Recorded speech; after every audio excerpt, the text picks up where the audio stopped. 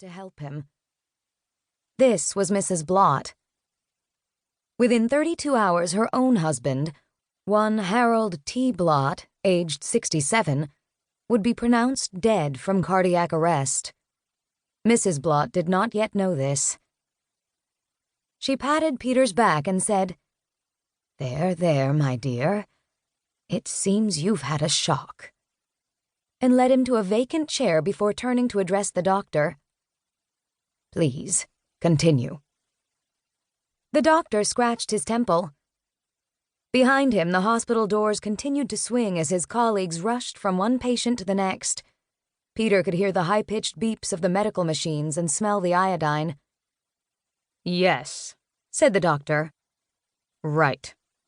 Remarkably, the fetus seems so far to be unharmed, despite the cessation of your wife's vital activities. With your approval, we would like to continue to monitor its growth. There is a small chance we can provide the proper nutrients and simulate the role of the mother until the fetus becomes viable outside of the womb." "Well," said Mrs. Blott, squeezing Peter's shoulder. "Well, isn't that the sun just now coming through the clouds?" Peter did not know how to be a father to a little girl. He showed up every day of those 13 months in hospital once I was freed from the corpse of his wife. But when they took me from the incubators, bundled me, and placed me in his arms to bring home, he was at a loss. We were lucky to have Mrs. Blott, who by the end of their first meeting had taken a vested interest in our plight, and who would check in on my father to be sure that first he, and then the two of us, were fed and cleaned and rested. Peter was not conventionally handsome, but there was something charming about his unkempt hair, the way his cheeks colored when he was excited. He had a way of blinking his hazel eyes and adjusting his glasses that inspired the women around him to take pity. I had, for lack of a better term, been born prematurely, and as such there existed an impenetrable medical bubble around me during my first few months of life. The nurses had worn gloves at all times. Even the small kisses Peter planted had been through layers of first incubator glass and then waffle-patterned blankets. Afraid their interventions might endanger my fledgling immune system, the doctors took no chances with their miracle, would not have me infected or exposed to human germs. Consequently, luck and science conspired to hide my true affliction until I was safely at home. Not until Mrs. Blott laid me on my back to show Peter how to refasten my diaper did it happen. She'd unpinned the one side and was starting on the second when her bare fingers brushed against my thigh. She froze, suddenly, and swayed to the side.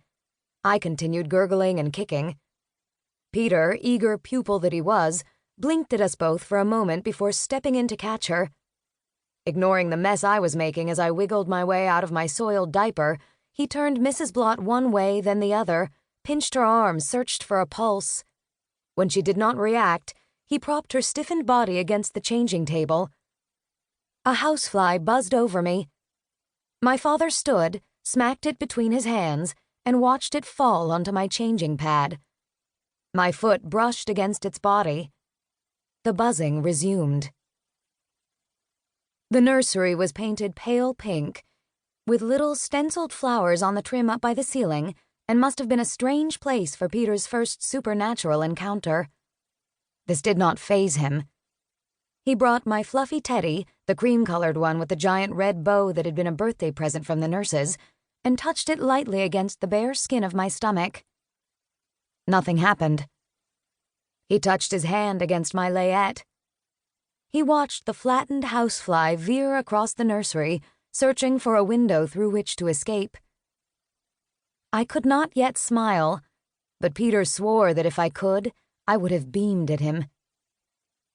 Standing directly behind Mrs. Blott, Peter took hold of her arm at the elbow and stretched it out until the fingers grazed my leg. Immediately she coughed and stepped back, almost tripping over his feet in their fawn-colored slippers. "Ah," he said. "What is it?" asked Mrs. Blott, expelling bits of afterlife from her recently roused lungs. "We'll just